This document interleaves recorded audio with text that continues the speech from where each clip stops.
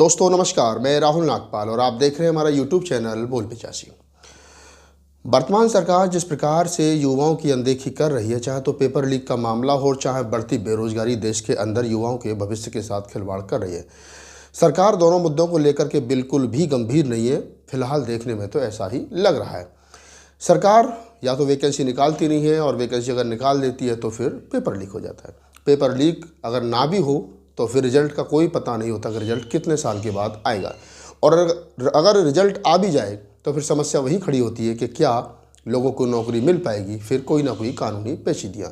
पिछले 10 साल में प्रधानमंत्री नरेंद्र मोदी ने 2 करोड़ रोजगार पर ईयर देने का वादा किया था। कितने लोगों को रोजगार मिला, ये देश के युवाओं को सारी बातें भली भांति पता है। जब कोई भी युवा बिहार, यूपी, मध्य प्रदेश, राजस्थान, छत्तीसगढ़, देश के किसी भी कोने में किसी एग्ज़ाम को देने के लिए जाता है तो माँ बाप बड़ी उम्मीद के साथ उसको भेजते हैं। उसकी जेब में 2-4 हज़ार रुपये डालते हैं। वो हज़ारों किलोमीटर का सफ़र तय करके, रात को सड़क पर सो करके, ट्रेन के डब्बे में भूस की तरह भर के, सामान की तरह भर के अपने माँ बाप से दूर उस एग्ज़ाम को देने के लिए जाता, जिसके लिए वो तैयारी पिछले कई वर्षों से कर रहा होता है। उसके माँ बाप भी उम्मीद लगा करके बैठे होते हैं कि बेटे की नौकरी लगेगी तो हमारा जो भविष्य है, जो बुढ़ापा है, वो सुधर जाएगा। भारत में अक्सर औलाद को लोग, ख़ास तौर से मध्यम वर्ग परिवारों में, औलाद को अपने बुढ़ापे की लाठी के रूप में देखते हैं। हर माँ बाप की तमन्ना होती है कि उसके बेटे की अच्छी सी नौकरी लग जाए ताकि उनका बुढ़ापा जो है वो ठीक कट जाए। जब बच्चा एग्ज़ाम सेंटर पर पहुंचता है, पूछता पाछता वहाँ पर एग्ज़ाम देता है, और देने के चंद घंटे के बाद पता चलता है कि पेपर लीक हो गया। अब ये जिम्मेदारी किसकी है? जो लोग जो सत्ता में बैठे हुए सत्ताधीश हैं, अगर वो इस देश के अंदर एक पेपर ठीक से नहीं करा सकते हैं, पेपर की रखवाली नहीं कर सकते हैं, तो उनसे कैसे उम्मीद की जाए कि वो इस देश को ढंग से चला रहे होंगे? ये पहला सवाल है। उसके बावजूद अगर कोई युवा आंदोलन करता है और अपने हक को लेकर के रोड पर उतरता है तो सरकार उनके साथ में आतंकवादियों जैसा व्यवहार करती है, लाठियां भाजती है, पानी की बौछार डालती है, जैसा पिछले दिनों देखा गया। उत्तर प्रदेश में चाहे या तो 69,000 शिक्षक भर्ती घोटाला हो, जिसमें ओबीसी समाज को उसकी पूरी जो सीटें हैं वो नहीं मिली हैं, और चाहे अभी हाल ही में 60,000 पुलिसकर्मियों की वैकेंसियों का पेपर लीक का मामला हो। बाबा आदित्यनाथ योगी की बीजेपी की डबल इंजन की सरकार दोनों ही मामलों में फेल रही है।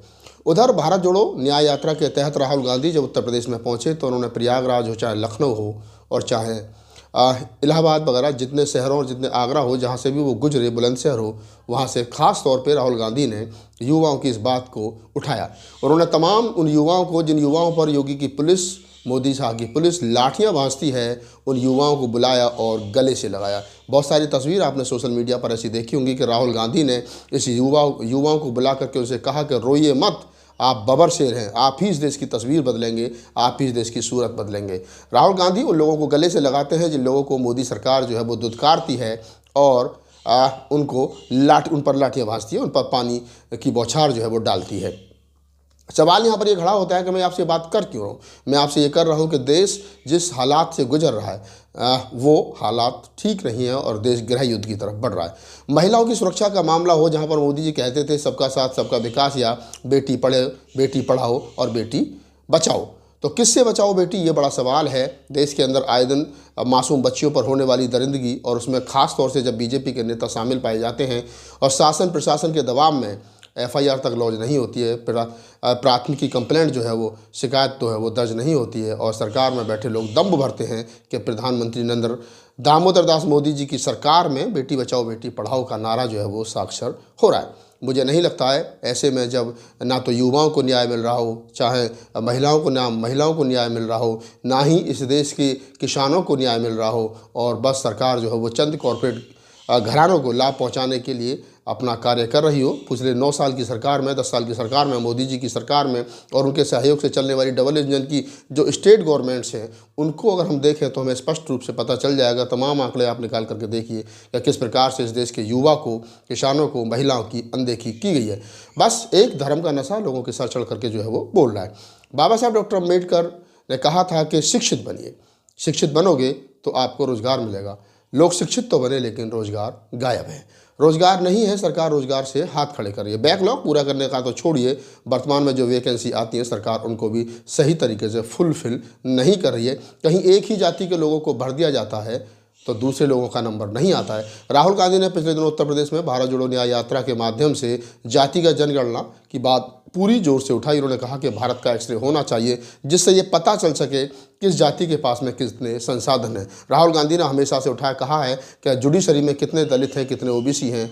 भारत के जो सचिव होते हैं उनमें मात्र 2 पिछड़े हैं, बाकी सबके सब सवर्ण हैं। और भारत के जो मुख्यमंत्री हैं उनमें कितने मुख्यमंत्री दलित हैं, ओबीसी हैं, पिछड़े हैं। भारत सरकार में कितने लोग, और तो जो मेन स्ट्रीम मीडिया है उसमें कितने दलित पत्रकार हैं। नहीं है, 0 बटा सन्नाटा है। और राहुल गांधी भारत जोड़ो न्याय यात्रा के माध्यम से जो उनके 5 न्याय हैं, युवा न्याय, नारी न्याय, किसान न्याय, भागीदारी न्याय और श्रमिक न्याय, 5 न्यायों में युवा न्याय और महिला न्याय और किसान न्याय जो है इन पर ज़्यादा मुखर होकर के राहुल गांधी बोल रहे हैं। भागीदारी न्याय की बात जहाँ तक होगी तो राहुल गांधी कहते हैं कि भारत जोड़ो न्याय यात्रा का पहला उद्देश्य है अगर हमारी सरकार बनी तो हम देश में जातिगत जनगणना करवाएंगे। और जब जातिगत जनगणना होगी तो उसके आंकड़े जब आएंगे तो देश का एक्सरे हो जाएगा, पता चल जाएगा कितने संसाधनों पर किसका कब्जा है। फिर भागीदारी सुनिश्चित की जाएगी। जो मान्यवर साहब काशीराम कहते थे कि जितनी जिसकी संख्या भारी उतनी उसकी हिस्सेदारी। तो हिस्सेदारी का सवाल है, भागीदारी का सवाल है।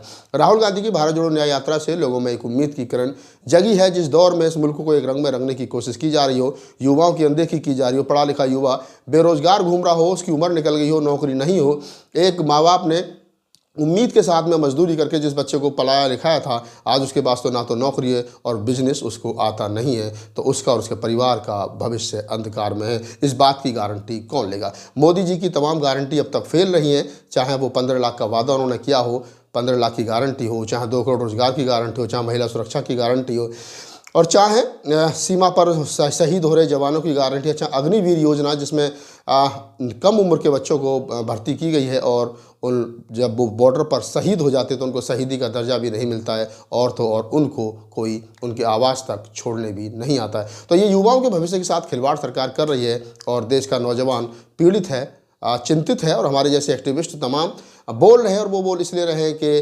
भारत गलत रास्ते पर जा रहा है। भारत को जो बेसिक मुद्दे हैं, रोटी, कपड़ा, मकान, रोजगार, बिजली, सड़क, पानी, वैज्ञानिक सोच, इसको कुचला जा रहा है। भारत का संविधान आर्टिकल 51A ये कहता है कि सरकार की जिम्मेदारी है कि वो लोगों में वैज्ञानिक सोच डेवलप करे। लेकिन ऐसे में जब सरकार में बैठे हुए लोग जाकर के प्रधानमंत्री हो, चाहे राष्ट्रपति हो, चाहे अन्य लोग हों, वो बाबा बागेश्वर धाम जैसे मुख्यमंत्री, बाबा बागेश्वर धाम जैसे बाबाओं के चरणों में लमलेट हो जाते हों और पूरे देश का भगवा करना चाहते हो, तो आप समझ सकते हैं ऐसे में आप कैसे उम्मीद लगा सकते हैं कि देश के अंदर साइंटिफिक सोच जो है वो डेवलप होगी। सरकार जब खुद ही देश के अंदर अंधविश्वास को बढ़ावा दे रही है।